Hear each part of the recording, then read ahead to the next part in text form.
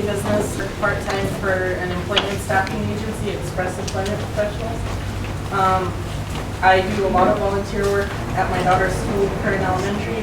Plus, I volunteer with Church for the Nations, Oxnard Dream Center, the Battleground Inc., Hard Step Ministries, the Peace Rallies, and so I've got pretty huge networks. When I was at Ventura College in 2010 and 11, I was really heavy into the holistic health and wellness group. I was president of the club while I was there, and I was also part of MECHA at the time. So when it comes to being out there and getting things known, I'm that person. Supervisor Zaragoza, I'm Armando Vasquez. Don Montgomery. Just briefly introduce yourself. Okay, Don Montgomery. I'm the Ventura County Chairman of the Black American Political Association of California, and I'm also the President of the Community Advocacy Coalition. Thank you. I'm Debbie DeVries. I think that almost everybody, we're here to support Oxnard Mental Health Coalition. So, yes, if you would, please. You know, I'm Supervisor John Zaragoza, and I've been, let me back up a little bit. I was a council member for Oxnard for about 12 years. Mayor pro tem for 4 years out of the 12 years. And also I've been with the Board of Supervisors already going in my 7th year, and this is my 2nd term as supervisor. We only have 3 terms, and then we can't go any further than 3 terms, we have term limits. And I hope to run here again in June, my last term. And I represent the 5th district, which is Strickland, Nyland Acres, El Rio, almost all of Oxnard, half of the naval base, from 10% to Victoria, and then Silver Strand, Hollywood, and Mandalay Bay, Seabrook, and the Colony and Oxnard Shores, all the way to McGrath Park. So, and also I'm a member of the advisory board for the mental health board. And of course, many other agencies too. We're here to talk about mental health. Yes. John Zaragoza is the only politician, I'm not saying that because he's right next to me, he's the only politician that I can talk to, look him straight in the eye, and I understand what he's saying.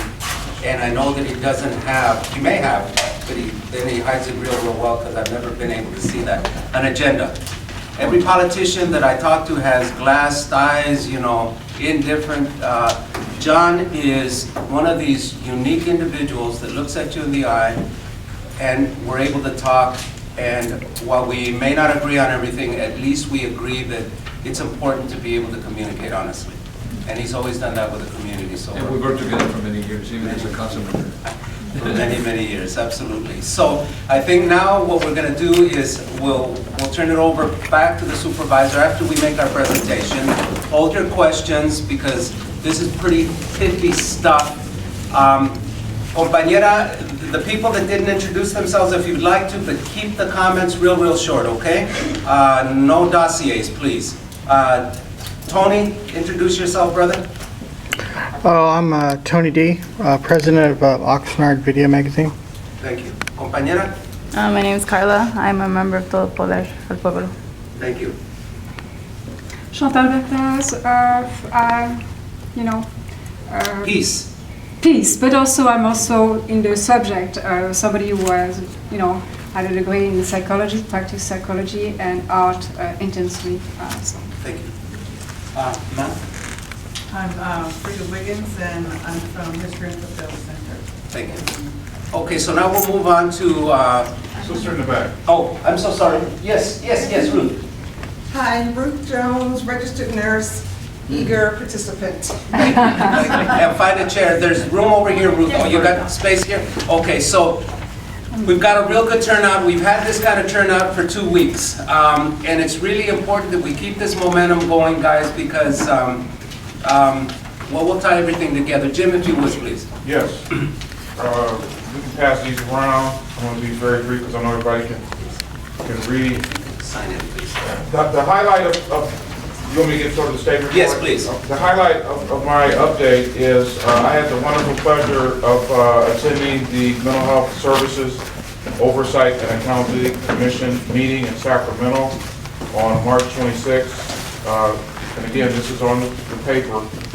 The main reason that I attended that was for the LULAC investigative report that was presented to the commission.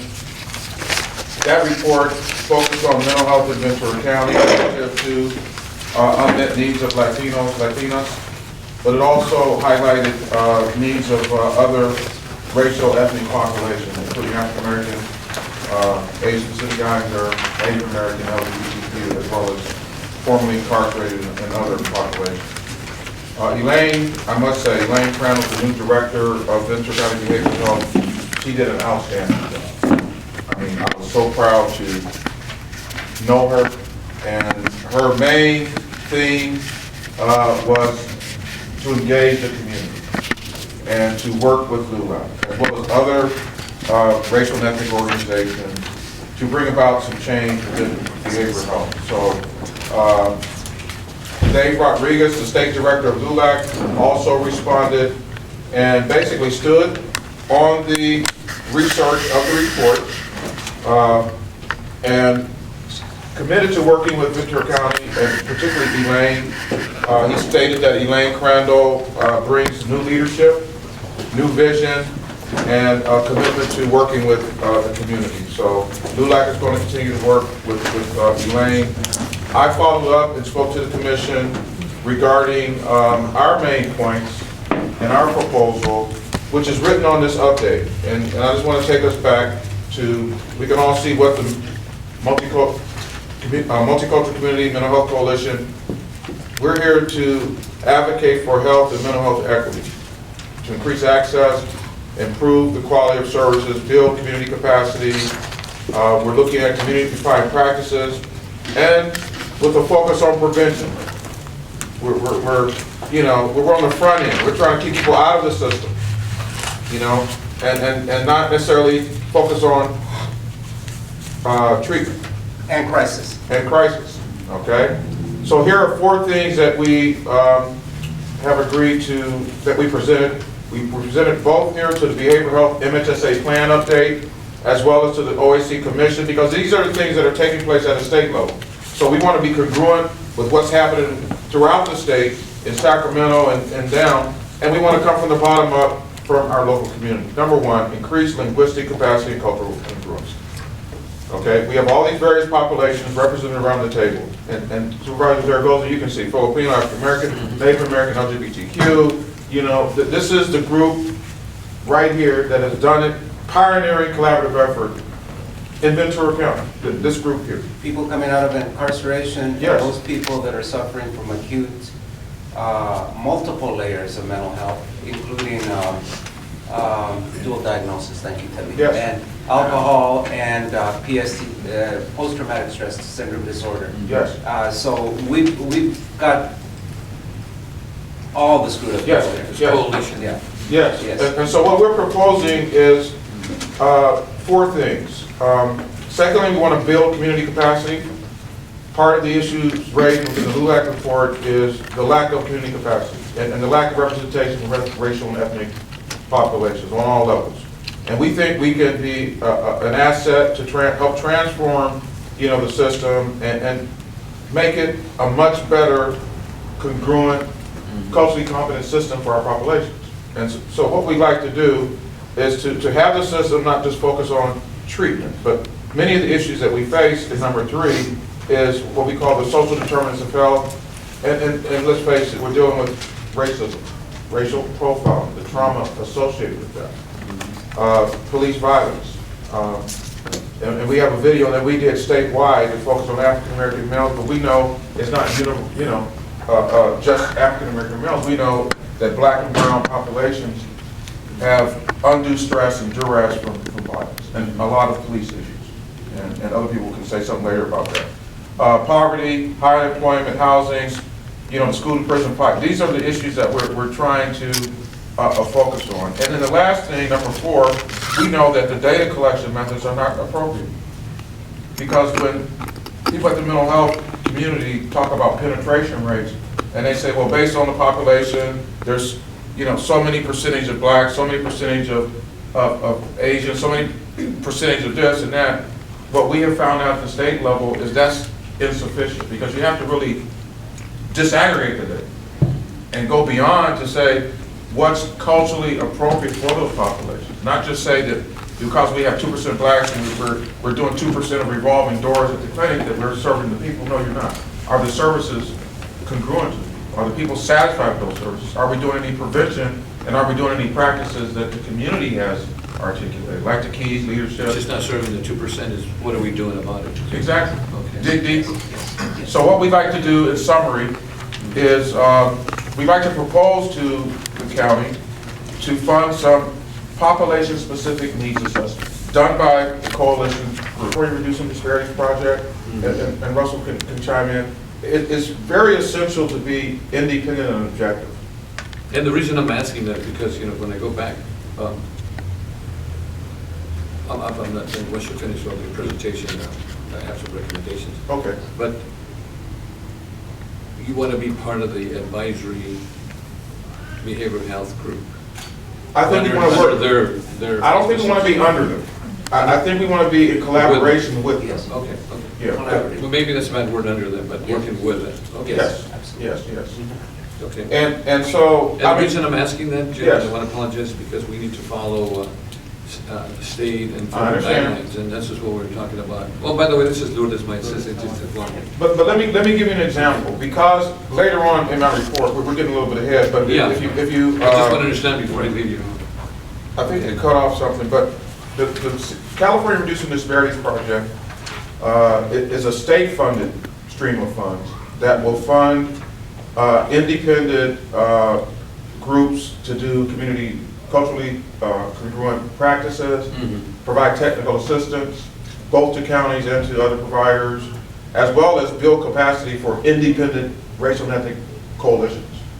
And the reason for that is the history has been, sometimes when organizations contract with the county, they get marginalized because change can be difficult. Yeah. And they pull your contract. I'm just, so the state is saying we want to provide an independent sort of process where groups can kind of form their own opinions, do their own research, but work in collaboration with. There you go. That's key, because Is that kind of on point?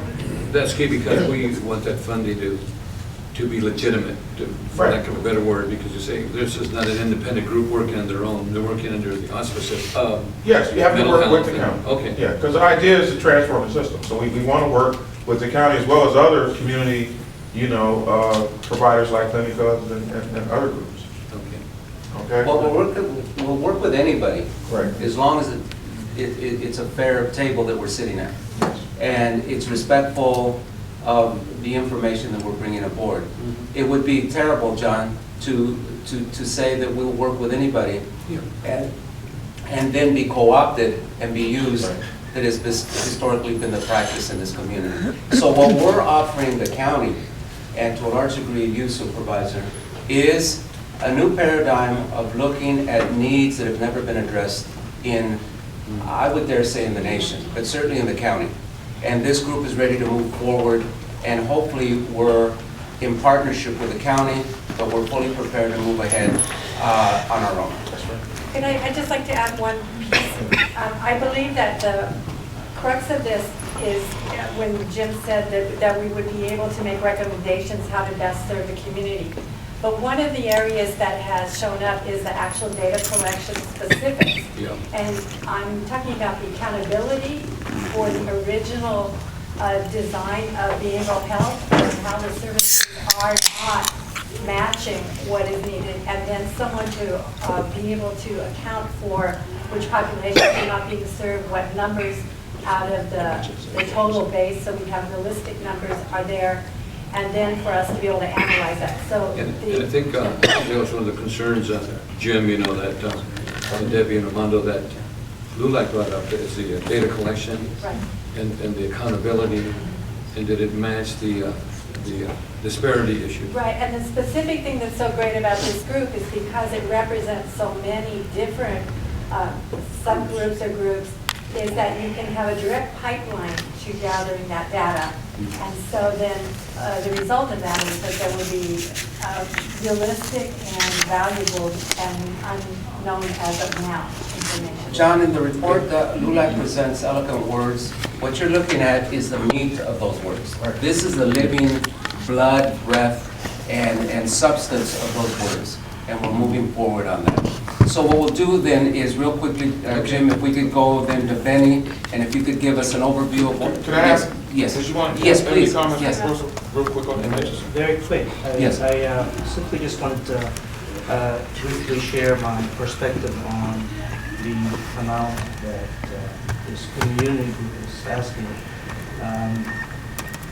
It's my belief that it's a worthwhile investment purely from a dollar figure perspective, because what essentially this group will position this community to have is a localized version of the statewide CMMC. And there are some indications that the next phase of CRDP funding is going to reflect a program that requires local CMMCs. So Oh, that's this what's coming 80,000 positions this group Mental Health Coalition is the CM. to take advantage of a lot of funds that Right. and build on this work with it. So we By the way, just for information, I've only been an advisory board member for about, what, 2 meetings? 3 meetings. I'm learning quick. Yeah, so this, what he's saying is this seed funding would help us to leverage potential state money later on in 2015. 2015-16. Okay. Water boys, young men, young women, anybody? So now, Benny, Yes, please, if you would, Benny. thank you. All right. I'm gonna just pass this around, and I'm gonna, because I want you to make sure you have copies of that. Yeah. But, it's two documents I'm passing around. And real loud if you could, Benny. Okay. Thanks. The first one talks about the efforts that we're trying to promote to get the community involved at the beginning level. Not just to plan for the communities, but to get them involved, especially the communities that are relabeling invisible populations. Invisible not because they're not seen, but because their interests and their needs are not particularly factored into our planning and our conceptualization of what services ought to be like. So we want to see what can we do to change that around. And we begin to look at our system and say, well, we've been doing certain things in a way that's not that's guaranteed not to make sure we don't get the right information. So I'll try to outline for you briefly in the first piece of paper that this is the way we've been looking at. We're in 9 deadly sins, and this is particularly in relation to substance abuse. We used the public health model, the host, the agent, and the environment. And we've done some terrible things with the host and with the agent. And we've done some crazy things with the environment. With the host, as it relates to the use and abuse of substances, we've criminalized, we've dehumanized, we've stigmatized, and we've pathologized the host. Those are the concerns that we commit with the host. With the agent, we've criminalized it and we've demonized it. And with the environment, we've emphasized the physical environment and we've vaporized the social environment. And what we will need to pay attention to, what I'm hoping that we begin to pay attention to, is the social environment of the we need to meet the host at the intersection of the environment. And the important thing is what happens to the host that makes him or her vulnerable to the use and abuse of substances, and therefore development of addiction. We haven't really done a very good job of doing that. When we look at the literature, it's very clear about what's going on, particularly with communities of color. It says, in effect, that communities of color are victims in the fact that they live in a pigmentocracy. That is, where everything is based on skin color. That's the reality of life in the United States. It's about your skin color. And if we don't understand that and can't verbalize what's really going on, then we are divorced from our ability, our strength to withstand what's going on, what's happening with us, and to realize what kind of tools we have to deal with it. So we want to find a process, a way. We're not looking for a program, we're looking for a process. How are we going to get the communities involved in defining in their own voice, with their own voice, their lived experiences? So we're suggesting here that maybe what we ought to do is we ought to bring them together like the literature says. The best way to get information is to bring people together and have them discuss openly and honestly about their lived experience, what's really going on. So we're proposing here that we bring people from various communities together in what we call a salon. A salon is a French word, we borrowed that from the French. It means a drawing room. And that was a practice that was developed in France during the late 18th and 19th and early 19th century, where the intelligentsia got together and gathered in living rooms, and they talked about the various problems that they were experiencing within their culture. We're talking about emulating that within our within our groups here, within our populations here. How can we bring people who are having real lived experiences together to talk about their real problems? So we need a lot of salones.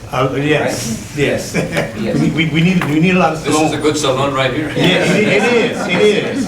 And this is the kind of atmosphere that needs to be created, because people need to feel comfortable, they need to feel taken care of, they need to have the ability to socialize within those discussion periods. Right. So we're talking about bringing people together within those communities so they can talk about the various issues. And we want to introduce them to what the research is saying about who they are and why they are, and have them relate from their own experience. How is this impacting them? So we can get some real information about how this is affecting people in Ventura County. If you say this about color, if you say it's about racism, that you want to call it that, then we need to understand that. People need to understand what's happening to them. And the only way they can understand that is by getting together and sharing their experiences around those issues. And then they can understand you're not alone, you're not by yourself, we're all in this together. And together we can find ways, we can find resources to deal with these kind of issues. Once we can name it. Not only do we want to name it, we want to describe it. We want to describe it carefully, because it's not been described from our experience within Oxnard. It's been described nationally, but not necessarily here locally in Ventura County. So we want to have a place where we can come together and begin to name and describe our condition. And not only do we going to name and describe it, we also want to quantify it. Because we recognize that if you don't quantify it, you can't get a voice in this pigmentocracy. You name it, you describe it, and you quantify it. So that's a little research we talk about.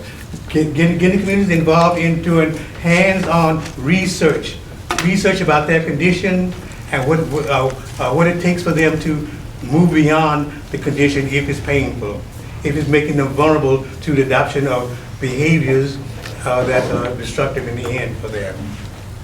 So Benny, Yes. we're looking at the problem statement here. So next to racism, substance abuse is described as a primary health, Yes. social problem of African Americans. Yes, and this was particular for African Americans. When we look at other literature in other communities, it says the same kind of thing. Interesting, yeah. Yes. That's really something, isn't it? Right, so we need to understand it. So we're not just talking about you, black folks, we're not just talking about you, brown folks, we're talking about all of us of color. Mm-hmm. We live in this pigmentocracy where that is what's happening with us, all of us, and we're each suffering from it. So we need to understand that, so we don't do what the literature says that we do typically, that we turn against ourselves and we turn on each other. And they call it horizontal hostility. So we need to understand what that is and why that is, so we can work against it, because we are cooperating with our own destruction. So we need the salons to talk about those issues. To talk about those, give us a safe environment where we can talk about that, where we can quantify it, and then we can figure out, well, how do we have here? Do we have existing ways of dealing with those issues? If we don't have it, then we need to form study teams from those salons that would look at the issue. Well, what kind of strategies are out there in our communities already, or what are out there in other communities around the country that we can look at and perhaps emulate, And then once we identify them, can we bring them here and practice and adapt them to fit our unique needs here? And can we use them for our benefits here? So you can see, Supervisor, that this is cutting edge, historic, and it's never been done. So the fact that we're able to get here, you know, I joke, you know, you can see how many crazy ass people there are, you know, just in Oxnard, you know. This is very, very important. So Gilmore was talking about prevention, Yes. and this is how we can prevent That's- getting that. Yeah, So, yeah, Right. you have several groups in here, artists, musicians, That's right. fitness, Dancers, wellness, dancers? dancers, all kinds of prevention strategies are here. They're not the traditional Western psychological treatment modality. The new paradigm is to get them Community to practice. be able to practice love, creativity, understanding in a peaceful arena where it's congruent to who you are and what you breathe and what you aspire to. I read your That's- testimony yes, before the yes. advisory group, and I kind of get that. So- Get the idea more. Hold on, Sid. No, we're making presentations, hold on to your questions, okay? The presenters are gonna do what they're doing because we're trying to move this along, okay? So we're gonna take questions, but hold on, okay? Are you almost through, brother? Yeah, yeah. Okay. That's why I gave you the information I gave you. If you can look at it, read that and digest it, so it makes sense to you. So I won't have to stand here and talk to you, talk at you. But you can look at this and see how it makes sense to you. And we're talking about structuring some way of us bringing us together so we can go through that information and look at the research that it comes from and compare that research with our lived experience and see what sense it makes to us. Does it help to explain what we're experiencing and what we're feeling and what we're doing? And from those groups, and then you compile the information. Yes. Right. And share that information. Exactly. And that's where the Exactly. funding is required to be able to, Exactly. you know, to move that Bring it. along. So what's occurring here, guys, is that if we want to be a group that is respected, that is something that the county, the state, the feds want to work with, then we are obligated to do our research and to do our study. We have to read. We have to be able to digest this information, and we have to be able to understand. And as Debbie always says, we have to have a common language. Yes. And the common language has to be developed. We haven't developed it yet. We've been assuming a language that a lot of times is not ours. And that's been detrimental to our mental health. And the language should be understood also by behavioral health. Absolutely. Yes, Absolutely. yes, yes. Well, that's eventually who we're going to. Yep, The people that are now institutionally in power. yep. And we're going to see, once we're knocking at the door, how that's going to be received. Generally, institutions are loath to change. But with Supervisor Zaragoza and other people, hopefully we can do that. So thank you. You got to read Benny's stuff. We got to do it. We have to do the homework. Okay, so here we go. About 4 or 5 years ago, there was a new dreadful visitation of brown on black, black on brown violence. There's a couple of kids killed, some retaliation. In through those doors walked grieving parents, the leadership, Jim and I, Debbie, some other people, met with the principal people, the parents, and out of that was the beginning of this mental health coalition. It was black and brown youth hurting each other because at the root they were in pain. And so we stood with it, and out of this now comes this Oxnard Multicultural Mental Health Coalition. What we want to do is work as closely as possible to understand that at the basis of what we're doing in our lives here in Oxnard is that we are not communicating in such a way that it is relieving or in any way improving our mental health. On the contrary, it seems to be that everything that we do, from the morning that we rise to the morning that we go to sleep, to the night that we go to sleep, we are adding to our anxiety, our depression, our issues, and certainly we're not having much in the way of having mental health release. So when Jim and I and Debbie and some other people, Benny, got together, and Don, because Don was instrumental in talking about the commonality that we have. The need to look at the commonality rather than those things that divide us, and work toward those things. So I think what we're doing here is, one, I would say we have to stay together. I think we have to do our research. I think we have to be willing to be able to be pioneers. I think we need to sacrifice some of our prejudices, some of our ideas that we have, and really be open to new things. And we have to stay together to impress the powers that be that this work is front burner, absolutely some of the most important things that are being done here in Oxnard, if not the county. So I would really urge everybody to stay with us, bring what you can to the table, work with us. And we've defined 5 or 6 special populations. There are many more. And what we want to do is open those possibilities to everybody. And then, of course, we want to see what treatments, what modalities, what ideas that Jim calls community practices. And we're going to talk about those things, and Debbie will talk about those things, and how they're working today, and they're downgraded to almost insignificant by the institutions that are in power. And as a consequence, we're relegated to just scrambling and bare bones stuff. We want to change that paradigm around a little bit. So welcome everybody, stay with us. This is very important. Armando just asked me to summarize a little bit of what we've been doing the last couple of weeks, because now we have a greater group than we even had before. So basically, I'd like to just give a couple of key points. The main essence of everything that we've been talking about is that as this diverse community here, we are our own experts. And that is the most important thing that we acknowledge, because the new guiding principle for a lot of funding and for people to recognize information is not best practices or best evidence. It's now the category of community-defined practices. And so the best place to be able to connect or plug into community-defined practices obviously will be directly with the people that are intended to be served but not necessarily being served. In fact, we have ample evidence that they're not being served.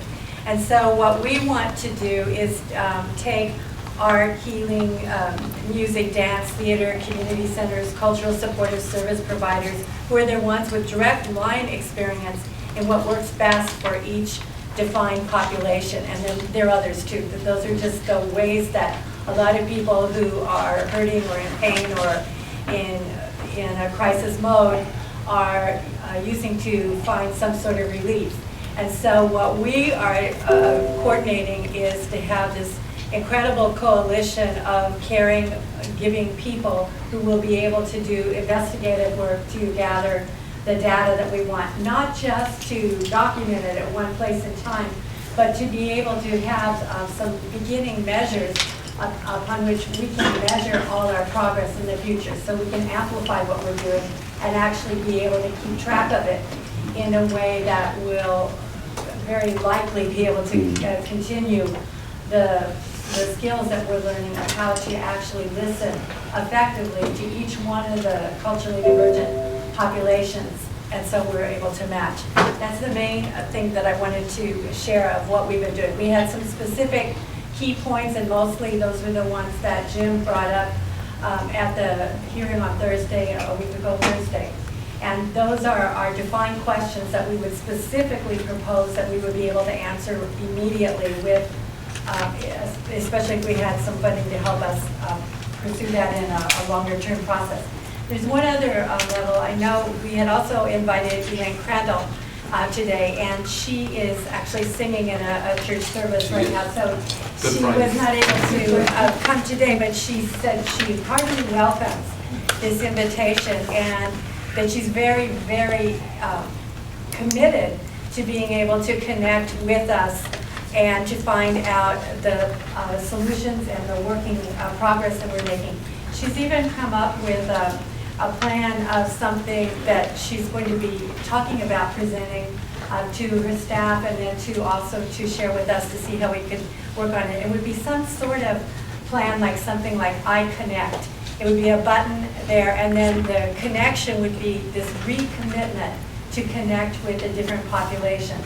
And she sent me a rough email last night about the connect would be an acronym for other words. It would be we communicate hope. The O is open hearts and minds. Nurture for the N, first in recovery.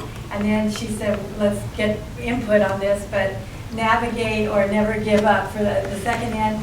The E could be affect change or encourage or empower, any one of those words. The next C would be collaborate to succeed, and the last T would be transcend limits. But the essence of everything would be many hands, one win. And so I would like to go to report from Elaine that she's very committed to having the department work with the groups here and to have everyone working together so that our many hands are going to be able to make effective communication and connection with other people. Yeah. I'm not sure if we have more presentations, but. No, we're fine. You. But she, jump in. I did talk to Elaine yesterday regarding the meeting here, and she wanted to be here. But like you said, she had other commitments, and it's Good Friday, and she says she feels really bad not being here today. So she says, or I mentioned to her, why don't we have a meeting together? I'm listening today to your presentations and your concerns. And so we want to come back, Armando. We want to come back, Jim and Benny. We want to come back and listen again. Well, not listen, but we'll take the information, listen again, and come out with a plan on how we can work, how we can readjust funds. I'm not promising yet until I talk to her. Readjust some of the funds that we have, to hopefully assist on and the core issues that you folks have. And again, actually come back and listen to, answer some of the LULAC concerns that LULAC, Wendy talked about. And she made an excellent presentation in Sacramento. In fact, I read the presentation. And I read your comments also at the board. Those are really good comments, Jim, yours, and Armando. And I just had a meeting with Dave and Karen also. Dave, from the advisory board, and Karen is now. Well, she's the new coordinator for the MHSA New funds. Karen. Karen who? Kieran. Oh, okay. Kieran. She's the new MHSA coordinator for the Yes. county? She's the new one. She used to be with the insurance department before now. Oh, It's Kirin. So anyway, we want to come back and I want to take back this information to Elaine and to the board. And like I mentioned, I'm working with Dave, the head of the advisory board. And I'm new there, but I'm already trying to make some changes. One of the important things that I do want to set up is this new group, that LULAC talked about. And that's why I wanted to find out if you guys were that group or part of that group, and so we can put together one of the things that LULAC mentioned is we wanted African Americans, Latinos, and Filipinos, and the whole diversity type. well, that's what this is. That's exactly why I said it. So that's really what I want to do that too, and I want to close the disparity issues, and I want to work with the community. We opened up a center over in South Oxnard, and just recently, when was it? 3 months ago. 3 months ago. Opened it up. Opened it up so we can talk to the Latino community in South Oxnard and other individuals that need help. We're going to go out and knock on doors and say, can we help you, and so forth. It's a pilot program. Pilot program to bring those people in. And so what they have to, behavioral health has changed how they receive people at the front end. I don't know if you're familiar with Turning Point. Well, Turning Point just had an English-speaking person at the front desk as a receptionist. And now they've changed all of that. Even the environment inside the building, they've changed it, the colors, the art, all of that. And now it's peer-to-peer. Peer-to-peer. And now they have a multilingual person, receptionist. Plus, they have a person who speaks Mixteco And we're Spanish. hiring about 25 more individuals that speak Spanish and Mixteco to have the community kind of relate to those individuals. One of the things that we would say, with all due respect, John, Sure. is don't get ahead of yourself. Listen to what this historic body has to say to you before you proceed. on the LULAC note, I would tell you that LULAC is an advocacy group, but it's almost a ghost. It doesn't have bodies. It doesn't have an expertise. It doesn't have a breadth. It certainly doesn't have the presence that these people are. So I'm going to report back out to Jaime, who is LULAC, to David, who is LULAC, and Roberto, who is LULAC. And they're going to say, do whatever you can here and get these guys to move the way we need them to move. So David, Jaime, and Roberto have done their job. Now basically it's on us to be able to move this and really make it, take action. Right. Thank you, Debbie, and really make it work for the community. Is that right, Jim? Yes. Yes. And I want to listen, I think this is extremely important. This is one of the reasons I want to join the Behavioral Advisory Board, for that reason. Because I'm getting a lot of concerns, and I don't know what's happening. I belong to about 18 other agencies and commissions, you know that. But this one is really important to me. I want to, if I could just add, it's important that this group builds its capacity and becomes a formal firm. And so, you know, part of the reason why we have disparities is that groups like this don't sustain themselves. So we're asking for support to make this a formal organization, okay? And we need that support because, let's face it, and I'm not trying to, you know, throw the police department under the bus, whatever, but I'm personally, you know, heavy-hearted at what occurred and continues to occur, not only in Oxnard, but across the nation, with black and brown, you know, deaths and so on. And this group has a tremendous amount of strength and expertise to, you know, help transform the system. I know you're excited about the South Oxnard Clinic, but... That was one example. No, It's just and an example. I It's just a understand. pilot so you could know. No, I appreciate that. We're going to be moving. But what I would offer is that we want to create new portals of access. This could be a portal. You know, many of the organizations around here can be portals of access, you know, that work like spokes in a wheel to behavioral, because let's face it, a lot of us don't want to go to, I don't want to go to. I can tell you one thing, and it had to do with mental health, but it had to do with service at the county. I've been there going on 7 years now. When I went in as a new supervisor, because I have Spanish-speaking individuals that work with me, even though I have Anglos working with me, but they're Spanish speakers also. So what was happening, they were sending everybody to my office. The different agencies, they went down to whether it was building and safety, whether it was whatever, and they said, go talk to Zaragoza. And they said, hey, wait a minute, that's great, I want to help the people. However, I went out down to the bottom and talked to the agency directors and said, how come you don't have people that speak Spanish or whatever in front? They had non-speaking Spanish people in the counter, and the Spanish speakers in the back. So we've got to turn things around. Exactly. And now, I didn't mind helping them, but things were turned around. The same thing with building and safety, especially El Rio and 9 Acres. I want to bring this up because I think it's important. We had people go out and get a permit to build in addition to the properties.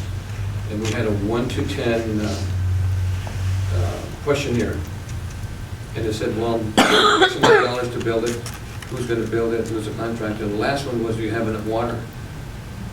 By the time they finished and went to number 10, Jim, they've already spent about $4,000 or $5,000 in permits and so forth. And you got to the water, and the fire department says you can't do it because you don't have enough pressure. So what did I do? Turn it around. Do you have enough water pressure to do X, Y, and Z? And if you don't, it's only going to cost you X amount of dollars. And you can't. Let's find a solution. So that's the kind of things that we... And I think that's why we're turning to you, Supervisor, because you're going to turn this mental health thing around. Hopefully. And, you know, the people most in need are going to be at the top, and the administrators and those institutional people that have kind of moved it one way or the other are going to be down at the bottom. We're going to turn that paradigm around. And I know that with your leadership... And I like the prevention. Yes, absolutely. Did you have something you want to say about the CRDP real quick? Go ahead. The importance of that? Sure, very briefly, because I defer to the residents. One other thing, Supervisor, that's worth noting is in trying to sort out how the diverse array of community-defined practices that you will see, one way to connect them all together is... Go nice. Yeah. That's the kind of help that I'm going to need to... I know. Yes. To help, you know. Yes, thank you for sharing that. Yeah, absolutely. So what we will do, guys, is we are going to have a salon. here. We canceled the Zumba for tonight with the idea that we were gonna get a big turnout. We understood that the supervisor had limited time. But what we're gonna do is the next time we meet with a supervisor and in Elaine Crandall, is we're actually gonna have some pith. We're gonna have some meat. We're gonna have some ideas. So now, we're gonna talk. And so I don't know how long you wanna wait, John, but I know that we're gonna begin. Could we do just one? I know Julie wants to, you're gonna be the first salon spokesperson, okay, Julie? So go ahead. I know you've been chomping at the bit, okay? Armando, what do we, I'll listen to about 2 or 3. Yes, we're gonna have to yes, go, but absolutely. You guys wanted to speak to it. Yes, well, yes, we will get to Chantal. Okay, Yes. thank We you. know everybody here, okay? Go ahead, Julie. I stand up? Yes. Okay. I have suffered from acute PTSD most of my life. I have been diagnosed but never treated. For most of my life, I have self-medicated with alcohol. So now I am an acute alcoholic. With acute PTSD, and this is why this coalition is so important to me. Thank you. Thank you. Yes, go ahead. So I have a few questions about what you guys You know are what, doing. sister, without being real rude, No. hold on. One of the things that I'm gonna say real quickly, this is your first time here, you gotta hold on, okay? Unless it's pithy and to the point, okay? It is. Okay. I just want to tell you, I'm actually one of the people who's been in the system. I have been classified on one event as 5150. I've been classified as 5250 as well. And I believe that those diagnoses are completely out of the water. As you can tell, They're not the correct. 5250 is gravely disabled without mental capacity. As you can tell, I'm not without mental capacity and I'm not gravely disabled. So we need this coalition, yes? Yes. When arrested and everything that happened, I was in the middle of having an extreme stress-induced panic and anxiety attack. The police officers at the scene didn't know how to deal with that. And that's why I met with Bolo there the other day. They brought me into this. And I would like to look for a solution to this problem because I was actually locked up with, I'm sure most of you have heard, Rosa Guillen, who was shot 36 times by police officers because she was having an episode. Okay, I've had Rosa Guillen in my house. After I was locked up with her in Hillmont, she came to stay with me for a little while. She's a person who definitely struggles, who has a lot of the same issues that I have. We've tried going out in the streets to fix our problems and doing drugs, doing alcohol, doing all that. We've also tried going the mental health route and doing what they say. And honestly, the mental health route, the way they do the things in their system, is more detrimental than what you can find on the street. So the Spirit led you here, sister, stay with us, okay? Because you are gonna be that pioneer person that's gonna help us define a new model. What's okay? happening now doesn't work, is what you're saying? What's happening now does not work. Having a person being forced medications that are not needed. I was classified by the mental health system as schizoaffective bipolar. I'm not. I suffer from PTSD, as does she.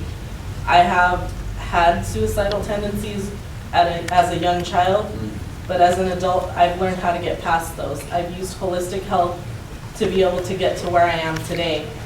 And at that time, when those medications were forced upon me without my consent, it created an onslaught of hallucinations, of me losing consciousness, being to the point where they could drag me down a hallway, slamming me into the wall every step they went, and getting me classified by a judge in the court as 5250. And I believe that's extremely heinous that they are able to do that to a person, especially somebody like me, who is, before that happened, very well known in the community, very well known at Ventura College. Every dean on Ventura College campus knew who I was. That's why you need to be here, sister. This is a new paradigm, okay? And you can repeat this over and over and over again to the old system, and they're gonna treat you the same way. Yeah. That's why you gotta stay here, okay? And so the commentary, guys, is very important. The life story is very important, but the shit is gonna still continue if we don't change the process. Okay, as heartfelt as it is, and you know, Julie can tell you a zillion and one stories that will have your hair just falling out. But we're not here because we know it's true. We're here to change it. We're here to change it. Yes? I'll be brief, okay? Please. I've been on the other side of the system that you were. I've been practicing psychology for 16 years. The system is totally broken. We know that even the medical system is broken. I'm not going to say more, this is a fact. Thank you. What I want to say is what we can do with art to transform people's journey is unbelievable. This is a place where art is happening. We should never, never underestimate the value of art, the transformation of people. What I could not do as a psychologist for years, I could do in a matter of weeks sometimes with art. So I want to honor the fact that here we understand the value of art in the transformation. So you gotta go, Yeah, Supervisor? one thing, Yes. has anybody done what you're doing now? No, this is community new. Gilmore? We do have a statewide coalition. It's the California Multicultural, MHSA Multicultural Coalition. And it's comprised of, beyond just the 5 priority population, Muslims, deaf, hard of hearing, it's about 50 members. But they've been doing the groundwork statewide to get us crumbs, really, you know, but at least we got something, 15 million a year. But 15 million a year for the state to divide between 5 population groups is nothing. But we've done a lot of good research. And this is the meat of LULAC, the CMMC, the Hoover Commission, the whole state is shifting toward reducing racial and ethnic disparities. And utilizing prevention, utilizing the recovery model, using community practices.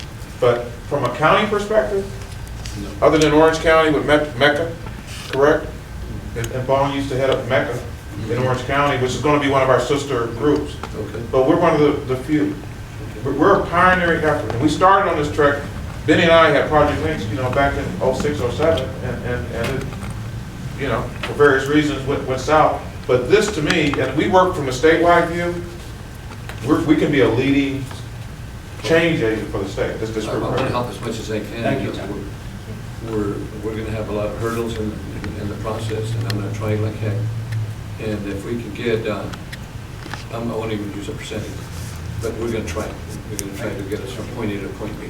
Yeah, but I heard you very clearly say, and we know that, that's why we have to study and come up with a common language. That's right. Because when we go to his advisory group, we got to know what we're talking about. Yeah. I hope everybody heard that. And there's a lot of people there, diverse cultures and so forth.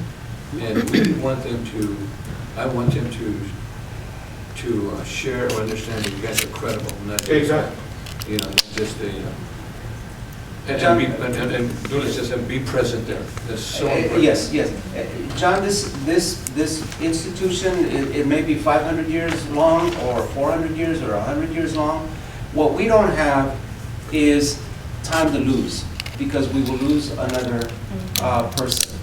We know that this is dynamic, so some of us will be going, but the work here is paramount. That's right. Armando, even if you have one representative, you have to.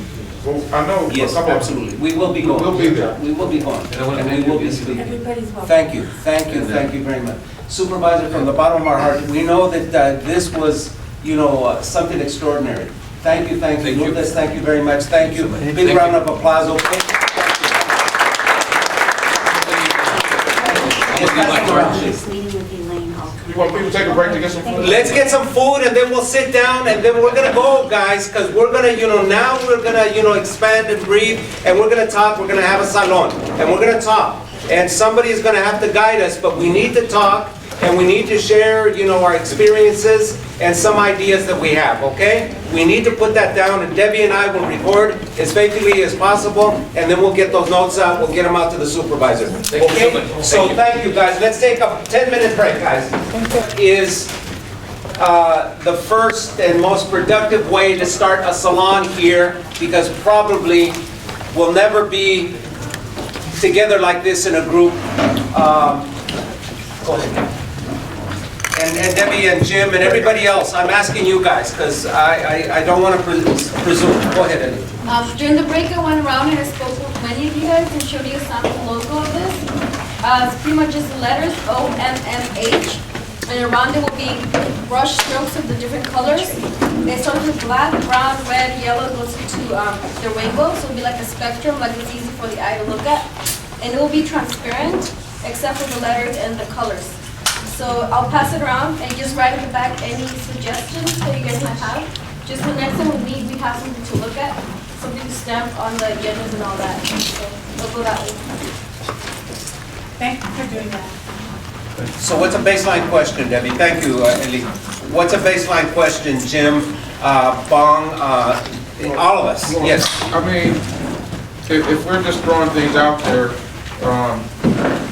and I don't know if you want to go down this road, but this is what's on my mind. Yes. You know, I was devastated this week to see that black sister shot, killed. We can talk about that now that this guy's gone. And it speaks to me about, you know, racism, and just all the things that Vinny has articulated in the program sort of focus. Here we go again, you know, and these are the things that you know, look like my daughter, look like your sister, look like, you know, another black or brown person, and that really bothers me. And I think the strength of this, we can go a lot of detail with supervisor here, but this is the real meat of the work of the coalition. The cumulative impact of racism, trauma, and violence that we experience on a daily basis. I just wanted to say, when we were at the break, a couple of us were talking about that the police officer, I don't know, it would be better to say this, but the police officer who actually did the killing was CIT trained, crisis intervention trained from the county. And so we were saying, this is the crux where the rubber meets the road. Because if that's the best that we can do when we have crisis intervention training, what is the hope for the people that haven't gone through that training? And immediately, there needs to be an investigation of what part of the training didn't hold on. Because clearly that's evident. Guys, well, since we're talking about that, I sent out to the members that I have emails, I sent out an article that was prompted by all of this, by the killings, by Todo Poder, by some of the people that I've been speaking to. And the meeting that some of us attended 2 or 3 weeks ago, the community meeting, where the leadership rejected any kind of oversight of the police department. We've got it together, we've got the best department in the world. It's scary, guys, when institutions talk like that. So it just seems to me that we've got to be so proactively, and I don't know, I guess what we're going to do is move in different currents at the same time. Different roads, the same, just 1 second, so I'm thinking that out of this, because it's going to happen again, there's some real pain out there that then is killed. That pain is killed, it's snuffed. What we have to propose and get to work on it in this coalition is a crisis intervention team that goes out with the express directive of saving lives, not taking lives, not enforcing laws, but rather saving lives. And if it means that we have to sacrifice our own life to save a life, not take a life, but sacrifice a life, because that takes bravery and it takes something else that the cops are not being trained to do. No matter what crisis intervention that you're involved with, the first thing is take care of your ass first. That paradigm has to change, because that is not how you go in with unconditional love into the heart of the monster. You have to go in fully willing to be able to die, not to kill, but to die. The idea, of course, is to resolve the situation. So I think that at every level, we have to look at what is going on here. And, you know, you guys know that it was a Mexican cat that killed, you know, this black sister. But it's not about color, it's about how they're trained, what is put in their head, and, you know, what is put in their heart. What prompted this guy? to go into a situation like this, and the first thing he does is shoot to kill? What prompts a police officer to do that? We have to get to the bottom of that and change that as a cultural way of doing business here in this community. So you guys got me riled up on the cops a little bit. He believed the lie he was told. There actually is a group right now, Battleground Inc. and Hard Step Records, who are putting together the Oxnard peace rallies and all that. They actually go out on the front lines right now when there's gang member shootings and things like that. They're actually called to the front lines with the police, and they're there on site when that kind of things happen.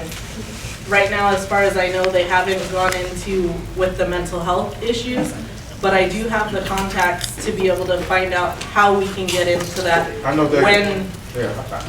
I know David. And David Garcia. And they do their part, but let me offer a counter thing, because I think we have to be very careful, because there's different pathways for people. And so, not to say David's doing this, but when you come in, even too religious sometimes. Yeah, no, that's why. You have to be very careful. And so what we're saying is that there's many different ways, and there's many different expertises around the table. And I'm a man of faith, but doesn't necessarily mean I'm going to beat somebody over the head with the Bible all the time, or whatever I worship, okay? I think you have to earn the right to be heard. So that's what we're espousing here, you know. And the reason why someone may, you know, choose to follow my faith or your faith is probably because they like me, you know, and I've earned a friendship with them. And I love them, and I'm genuine. But I'm not here to proselytize someone. And I want to be very careful about that type of stuff. And not to say that Battleground does that, but there's been others that have done it. No, but I do get what you're saying with that, and that's part of why I stepped away from actually being a part of the organization and instead decided to work with them but not underneath them, because I can understand completely what you're saying. I've experienced enough situations with them where it kind of does feel like that, where it's like... One of the important things that we have to do, guys, here in this group is, and I'm going to say it over and over again, you got to do your damn homework, or shut the fuck up. Do your homework, or shut the fuck up. Debbie is looking at me. She's going to kick me if she can. Because this is too important. We can't grandstand, and we have to be able to do our research. The cops own the streets. They own all the people that are doing the work out there. There's very few of us that are independent and are willing to say no to that. So we get bought and sold, and we get used, and we get co-opted, and we get thrown crumbs. We fight over them like dogs. That's why our community is suffering. So I challenge you, do your homework. And if you do your homework, you'll understand the history of Oxnard. And right now, the cops are not to be trusted in this community. And the people working with the cops cannot be trusted in this community. And as much as I say, yeah, to John, he can't be trusted because he's institutional. But with power, and I don't say that as a man, he's a trusted man. But as an institution, that's something very different. We have to be real careful. So I'm not going to chide, and I'm not going to, browbeat people. But I am going to come strong at people, with all due respect, that don't do their homework. Because it's really out there to see.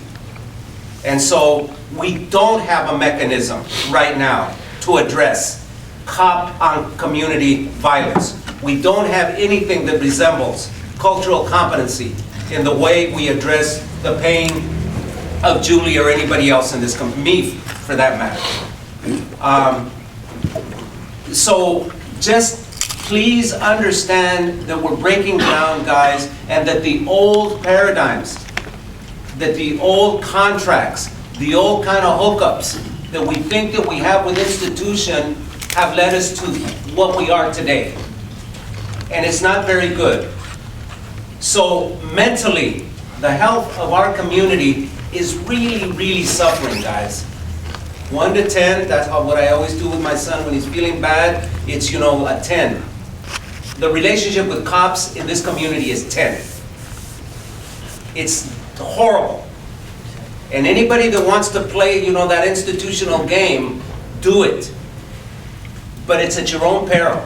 We cannot stick our heads in the sand anymore and say the shit is gonna change because cops are good people. They're institutional people. They're not gonna change. We have to push them to change. And this group can do that. And all the people, all the lapdogs that the cops have, we have no time for them. No time. That's all. I'd just like to make a suggestion. Maybe we would want to spend some of our time divided into several different groups to brainstorm, and I can just see that one is this crisis intervention issue. Maybe another one is language disparity, or I don't know if enough people are interested in that.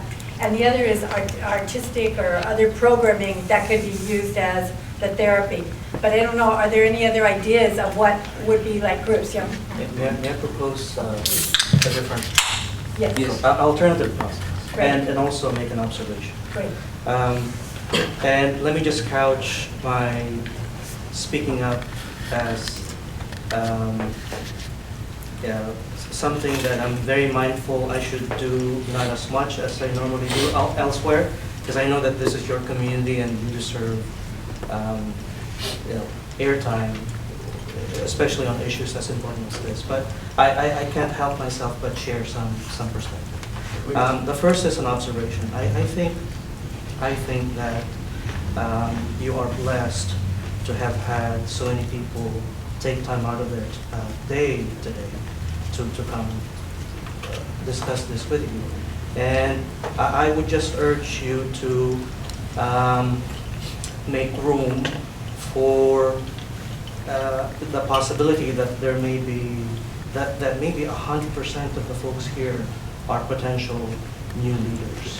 I think that there will be a tendency in the very beginning to have usual leaders lead this process, but I think that for this to be truly, I think there's value in applying the recovery model to this group itself, and that is that. Tell us what you mean by the recovery model. So the recovery model is this CRDP project, this broader statewide reducing racial and ethnic mental health disparities project, of which this local movement that you're building is a big part.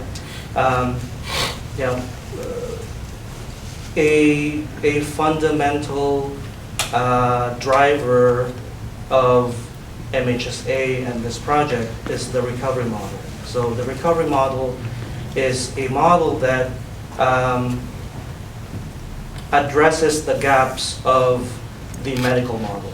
The medical model, as you all know, pathologizes, it looks at illness and disease and treats those, as opposed to looking at the assets of an individual, their strengths, and uses those strengths to build something on. And there are, I won't presume to be the one to educate you on these things, so I'm just gonna say two last things. I think that for this group to be even more successful and to be the credible group that the supervisor needs and wants it to be, you need to create an environment where, number one, folks can freely talk about what issues are important to them, as opposed to what categories up here may make sense. And that's important because I think one key thing that needs to happen tonight is that folks trust one another, that they trust this thing that you're building, that their numbers aren't going to be used to advance the issues or a single issue that one group likes to advance, yada, yada, yada. You know what I mean? So I think that the more you can convince folks that they can come here and they can speak what truly they want to say in front of a large group of strangers, the better off you're going to be. Number two, and I'll stop here. Number two, I think that it makes perfect sense that if your first project for which you're asking the supervisor funding is going to be a research project, the discussion ought to, these salons that you're wanting to do, they ought to be, they ought to lay the groundwork for the fact-finding that needs to happen, the assessment that needs to happen, the kinds of conversations that need to happen for that ultimate research project to be rich and robust with information. Thank you. Good stuff. Can I speak and do some comments and reaction, and at the same time some suggestions as well? So again, once again, my name is Harvey, and I'm a filmmaker, music producer, singer as well, and a professional dancer. So my first reaction is what you said, like, you know, if you don't do your homework, shut the fuck up. This is offensive, right? I'm being honest. I'm a Filipino. I just moved here 4 years ago. So I think ignorance and being lack of intelligence, like for example, like me, this is my first time sitting right here in front of you people. And I'll be honest with you guys. It's your responsibility as adults to remind us, to tell us what's going on. Correct me if I'm wrong, right? And for me as an individual about what's going on, about racism, let's face the fact. You know, just for example, if I'm talking to her and somebody just butt in, you know, that's disrespectful. Being disrespectful is not a crime. If you're disrespecting somebody, is it a crime? Somebody go to the police station, hey, this guy disrespected me. Please put him on jail. There's nothing like that. If I'm going to judge anybody because of his skin color, you're white, you're black, you're Asian. Sometimes my race, being a Filipino, is used towards me. You're Pinoy, you know, you're Filipino, you know. Even my race, they use it against me. You're a Filipino, get out of here. My name, basically, imagine that. You're a Mexican, you can go in. Even your title as a race, it's using against you, right? So, as an individual, as a young man, as a humble man, as a dancer, as a filmmaker, I'm just telling you guys, first of all, about what's going on in cops. For example, I'm a driver. I drive. I have my driver's license. At the same time, I caught by the police because I'm not turning my headlights. Yeah, it's my bad. It's my bad. But they're so forceful. They're so aggressive. Who's phone, guys? Yeah, please, have the phone. Who's phone? Sorry. Yeah, I'm sorry for my words, and if I'm saying these things to you guys, I'm just being honest, you know. That's cool. So this policeman is so aggressive to me, you know, and I understand what's going on. People with illness in their minds, you know.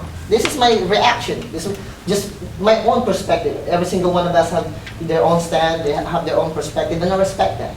But in my own perspective, if one person with an illness driving, and they can present a valid ID, you know, or I have something like this. Do I have to present my driver's license if I have this ID? I hope you can understand, Mr. Cops. I have this kind of illness, you know, and probably, and imagine this. Every single one of us is driving, you know, and if a cop asks, what happened? They will give us ticket. Am I correct? Did they give us warning? Okay, you will get warning this now, and then this warning will be valid for 1 year. And then if you get another citation, it's gonna be 1, right? So you're gonna be more careful. But because you don't have any warning, you get caught. After that, what's gonna happen? Depression, stress out. Why? Because the cops, the community, even our highest government, they get money from it, right? Am I correct? Right? Mm-hmm. Because we don't have warning, and I understand why. Because it's a system.